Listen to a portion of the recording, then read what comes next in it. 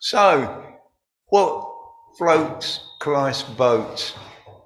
What is he wildly, relentlessly passionate about? He's passionate about people. How deep is that passion? It is infinitely deep.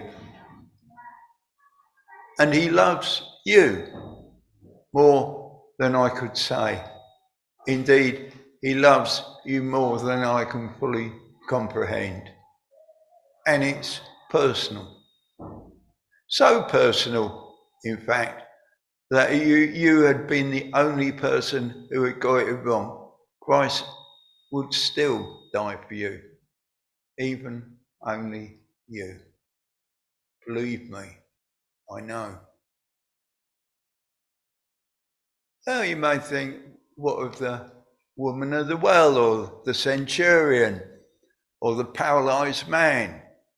What of the man born blind, or the demonically possessed one, or the 10 people he healed of leprosy? Let me tell you something. They might be strangers to Jesus, but he knows those guys intimately. He knows everything. And I do mean everything. Past, present, and future. And he still loves them. One of the highlights for me in recent events is a vision or dream involving Jesus.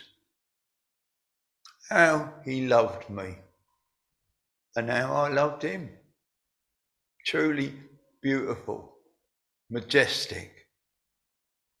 And yet it was still tinged with sadness, wasn't it? And not, I hasten to add, because of my current condition.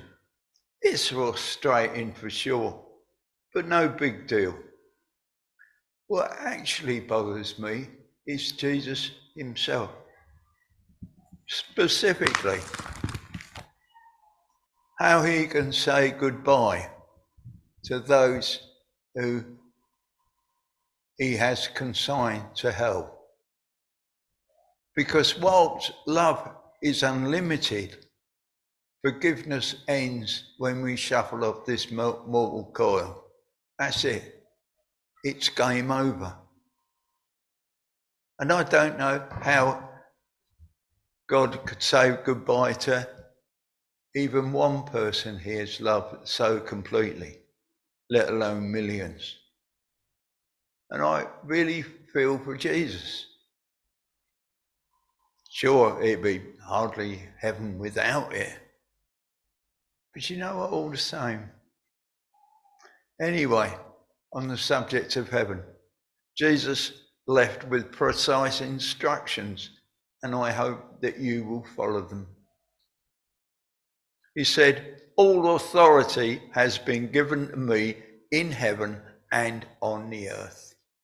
Therefore, go out and make disciples of all nations, baptizing them in the name of the Father and the Son and the Holy Spirit, and teaching them to obey everything I have commanded you.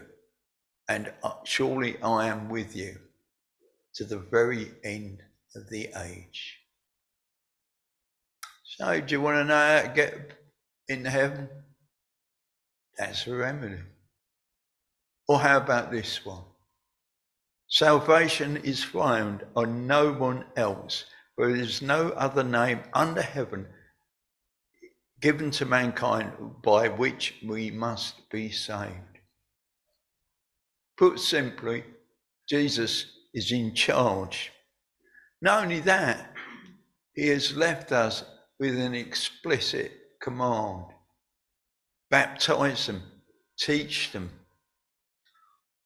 Everything I have commanded for you, disciple them. Now, I don't know about you, but that was actually the risen Christ. it needs to be taken seriously. In any event, there must be hundreds of similar passages. And basically, if you want bliss, if you really want bliss, take somebody with you. Because that is what it's like. Church exists only for 3 reasons: discipleship, baptism, and teaching them to obey. That's it.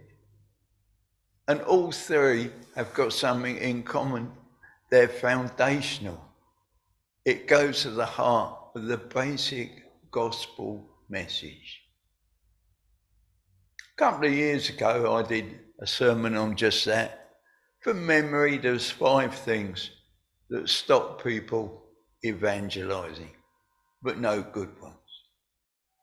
Anyway, I'm not going to do that. Instead, I want to focus on what Jesus' perspective is. Picture this. You're finally in. You got into heaven. Joy inexpressible, and then some. Jesus is there, commander of heaven and earth. Now, I don't suppose he'd ever tell you that, but maybe, I don't know, there's 16 people or some such who didn't make the grade. 16 people who are only welcome in hell. And you've known this 16 people.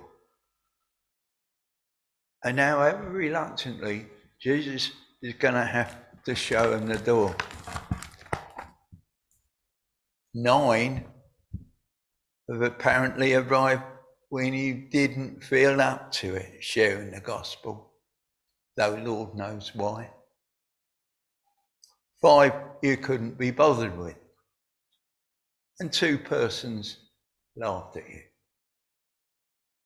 You'll get your reward anyway, even if they don't. But let's be clear about this. The sole purpose of having a church is for baptism, discipleship, and teach others what we really know.